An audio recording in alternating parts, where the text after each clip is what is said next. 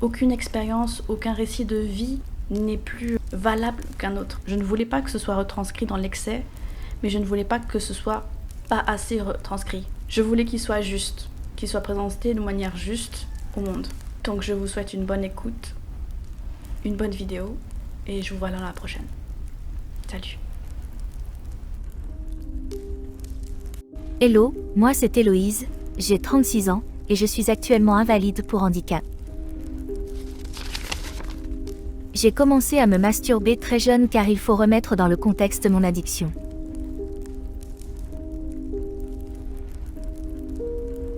Dès l'école maternelle, j'ai été victime d'attouchements de la part de mes camarades de classe, qui ont été jusqu'à me pénétrer avec un bout de bois, j'avais 3 ans.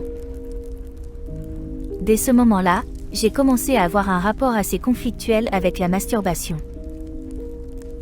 Vers 5 ans, âge où on commence à découvrir que se toucher à cet endroit fait du bien, j'avais une sensation de culpabilité, car à l'école la maltraitance continuait. Arrivé au primaire, les garçons, pour rester polis, avaient aussi assimilé que toucher leurs choses leur procurait du plaisir et ce, encore plus, quand c'était quelqu'un qu'ils aimaient maltraiter. Ma relation avec la masturbation ne s'est pas améliorée quand ils ont commencé à me toucher aussi. Si je refusais, ils me frappaient, et j'avais honte car j'éprouvais du plaisir quand ils glissaient leurs mains dans mon pantalon. C'est d'ailleurs à cause de cela que je refusais le port de jupe depuis mes 3 ans. Les profs ne me défendaient pas, alors j'ai commencé à me dire que c'était normal et que c'était moi qui avais tort de trouver cela dégoûtant. À 9 ans, c'est un calibre d'adulte qui finissait dans ma bouche. Alors j'ai développé un genre de syndrome de Stockholm car j'acceptais enfin d'éprouver du plaisir. Je m'étais convaincue que c'était ça, la vie. Je ne disais rien à ma mère car mon père l'engueulait dès qu'elle me défendait. J'ai pensé pendant 11 ans que mon père faisait la même chose à des enfants et à ma maman. À l'âge de 11 ans donc, j'ai appris par la meilleure prof de tous les temps que non, les garçons n'avaient pas le droit de me faire ça, et que c'était pour ça que dans cette nouvelle école, avec ces nouveaux garçons, la récréation consistait en des jeux d'enfants.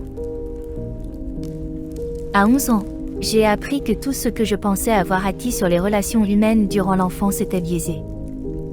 J'avais déjà depuis bébé une peur de l'inconnu et des gens que je ne reconnaissais pas comme mon cercle familial, en somme, papa, maman, frère, sœur. Malgré tout, j'ai quand même développé une oclophobie poussée, à ne pas confondre avec l'agoraphobie qui est la peur des grands espaces, ainsi qu'une aptophobie, peur du contact humain, phobie qui, à ce jour, continue de me pourrir la vie. Je me dégoûtais moi-même d'avoir aimé être touchée, et j'ai refusé de faire plus que des bisous à mon premier copain sérieux. Personne n'avait le droit de me toucher. Voilà un peu pour le contexte qui a fini par provoquer chez moi un effet boomerang. Aujourd'hui, il est rare que je passe une journée entière sans me toucher une fois minimum. J'ai ce besoin de me réapproprier mes sensations, mes désirs et mes plaisirs. J'ai besoin qu'ils m'appartiennent, et j'ai besoin d'une certaine façon de dire « Non, vous ne déciderez pas pour moi mon plaisir personnel !» En couple, j'ai d'ailleurs tendance à être la soumise qui fait plaisir à son homme et qui se finit seule pour s'approprier ce plaisir. Et même si je sais qu'avec le prochain j'essaierai de l'autoriser à lui aussi me combler, ce n'est pas évident. Attention, mon partenaire a le droit de me donner du plaisir, mais il n'a pas le droit de me donner le dernier orgasme qui doit être le mien. Avant oui. Maintenant, j'arrive mieux à me contrôler. Quand une envie vous prend de vous toucher sous le plaid alors que vous regardez la télé avec votre mère ou meilleure amie, c'est malaisant, c'est pas sain. Et même si avant je ne le voyais pas comme ça, aujourd'hui, je le fais en privé uniquement. Mais comme je le disais un peu plus tôt, il est rare que je puisse passer une journée sans me toucher, sauf à l'époque où j'étais mal médicamentée pour mon handicap. Donc, quand je passe la journée avec des amis etc., par moments c'est dur, je dois bien l'avouer, mais là encore j'évolue. J'arrive à ne plus me planquer aux toilettes au beau milieu de la journée.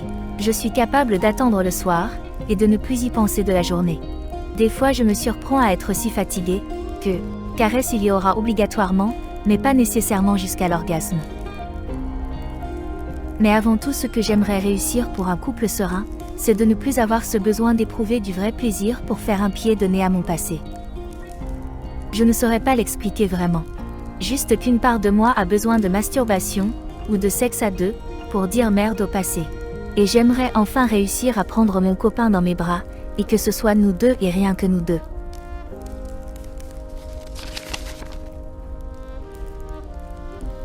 Je suis célibataire. Et non, aucun de mes ex ne connaît mes soucis avec la masturbation et encore moins avec le porno. Tout simplement parce que quand je suis en couple, je n'ai pas besoin du porno parce que mon porno c'est mon homme et mon imagination. Pour la masturbation, en général j'essayais de me finir pendant qu'il allait fumer une clope ou simplement aux toilettes ou à la salle de bain, ou pendant que moi-même j'y allais. Intérieurement j'ai conscience que ça peut être blessant pour le partenaire que sa copine à qui il vient de tout donner, ait besoin d'avoir un orgasme solo pour réellement être satisfaite. C'est égoïste, non? Surtout que je suis autant addict au sexe qu'à la masturbation. Moi, le sexe, c'est le plus souvent possible. Pas nécessairement tous les jours, je me masturbe à la place, mais plusieurs fois par semaine, voire même plusieurs fois sur une même journée. Non. J'ai déjà testé bien trop de psy pour les problèmes d'attouchement de mon enfance, sans trouver personne qui me regarde avec des yeux en mode « Entre ta santé et ça, ça fait beaucoup. T'es sûr de pas affabuler ?» que l'envie de me faire aider est devenue rédhibitoire. J'ai constaté que dans ma vie, et même en témoignant maintenant, que j'évolue et que j'ai conscience du souci. Donc, je sais qu'il finira par se régler quand j'aurai enfin trouvé quelqu'un en qui j'aurai assez confiance pour lui donner mes souvenirs bons comme mauvais, mais également mon plaisir. Il ne sera pas mon sauveur. J'ai pas besoin d'être sauvée. J'ai juste besoin d'être aimée dans mon intégralité avec mon passé, mon présent et mon futur. Les sauveurs j'ai déjà donné, et ils ne font qu'essayer de se sauver eux-mêmes ou même se donner un rôle de héros dominant. Héros dominant parce que ces personnes-là ont une emprise psychologique en fait sur la personne qu'ils ont sauvée entre guillemets. Et en gros, ce sont le genre de personnes qui sont capables de te dire tu ne serais rien sans moi. Par exemple. Je vais m'arrêter là.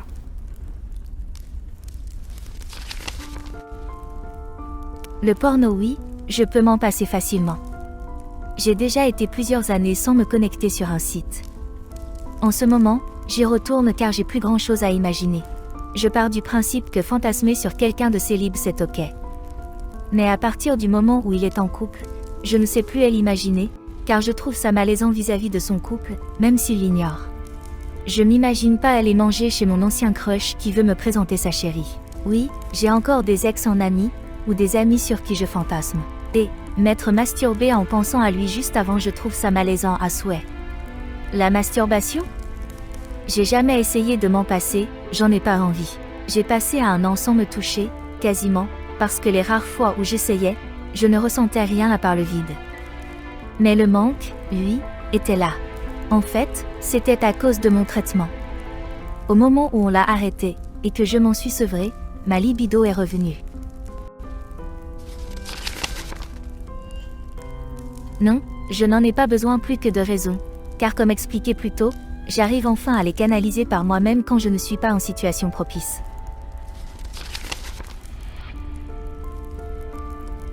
Le porno oui, je pourrais facilement. Mais je pense que regarder un porno en couple de temps en temps pour repimenter le couple n'est pas une tare quand la routine prend le dessus. La masturbation solo, oui. J'espère un jour ne plus en avoir besoin comme aujourd'hui. Soit être en couple et savoir me contenter du plaisir à deux. Soit être célib mais ne pas en avoir besoin constamment, sans pour autant ne plus jamais me toucher, mais de temps en temps par moment. On dit toujours que les meilleurs conseils que l'on peut donner sont ceux qu'on devrait suivre soi-même, mais là, non. Je ne saurais pas quoi leur dire à part trouver la source du problème, car c'est rarement juste parce qu'on aime prendre du plaisir. Des fois ça peut venir d'un événement qui, dans 90% des cas, aurait engendré l'attitude inverse, comme pour moi. Les femmes victimes de sont rarement comme moi, accros à la masturbation et au sexe. Pour moi, avouer aux autres que je mate du porno c'est pas ça le tabou. C'est le pourquoi. Autant parler des etc. j'y arrive sans me sentir sale ou coupable. Mais parler porno en mode, moi ouais, je regarde du porno pour me réapproprier mon plaisir et qu'il ne soit plus identifié au plaisir que j'ai ressenti durant les... Non. Parce que, oui, je suis victime. Mais oui, je m'en veux toujours d'avoir pris du plaisir dans quelque chose que je ne voulais pas. Et ça, juste ça, sans le reste, c'est déjà tabou. Combien de femmes ont entendu cette phrase: si vous avez mouillé et eu un orgasme, bah ce n'était pas un viol. Alors que non. Ça n'a rien à voir.